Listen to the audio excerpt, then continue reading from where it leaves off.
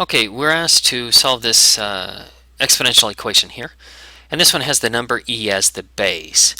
Now, we've got the exponent here. We're trying to find out what this value is for r.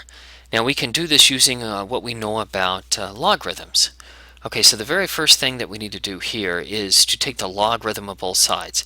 So we're going to add a logarithm here onto both sides. I added the natural logarithm. Technically speaking, you can add the log base 10 onto both sides if you want. So if you want to just try to remember, always add the log base 10 onto both sides, that will be fine. Either one's okay. I chose the natural logarithm on this one because it is an e, but you can do it either way. Okay, now that we have a logarithm, and I just added it onto both sides. Remember, if we do it to one side, we have to do it to both sides. So that's what we did. Now, using our rules of exponents, we're going to move this exponent out to the front. Okay, so you'll see my red line here. I took that 3r and I moved it just right out front. So this is the equivalent of 3r times natural logarithm of e. Okay, now what we're going to do, now we've got this all set up here. I'm trying to, again, find out what r equals. So I need to get everything else onto the other side. So I'm going to divide both sides by the natural logarithm of e. So ln e.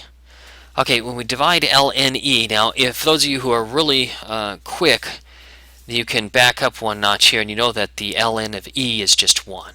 So you can take your shortcut there if you want. Otherwise, just divide both sides by ln e. Okay, if we do that, these two will cross off. Simplify just a little bit further, 3r equals ln 67 divided by ln e. In order to do this one, what we need to do is plug this side, this right side, into our calculator. So pull out our calculator here. Let me clear off what we've got in it. I forgot what our numbers were. Okay, 67 and E. Okay, so I do here, I go LN is this button right here. I just go LN and it opens up my parenthesis. 67, make sure that you close your parenthesis. If you do not close your parenthesis, you will get the wrong answer. Divided by ln e. E is this button right above ln. It's e to the x. And it's in blue, meaning that we have to push this second button in order to get it to work. So I go second ln, and you'll see your e come up there. And it automatically gives you an exponent. Now this particular problem was e. And e, the exponent on that one is 1, e to the first power. So I'm going to type in 1 here. Then I move down here so that I'm no longer in that exponent. I close my parenthesis. Okay, so I've got ln 67 divided by ln e, and I hit enter. And this gives me an answer here, 4.204, and on down the line, okay?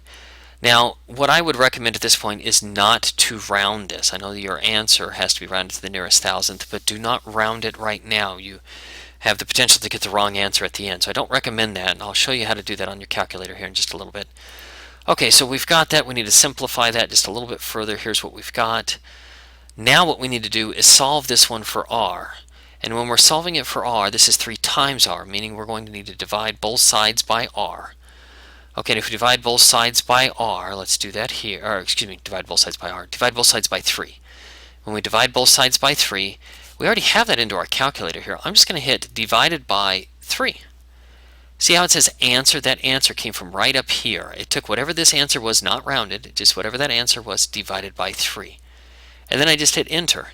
This gives me 1.401 on down the line here. So I do that here. 1.402 is my answer, rounded to the nearest thousandth.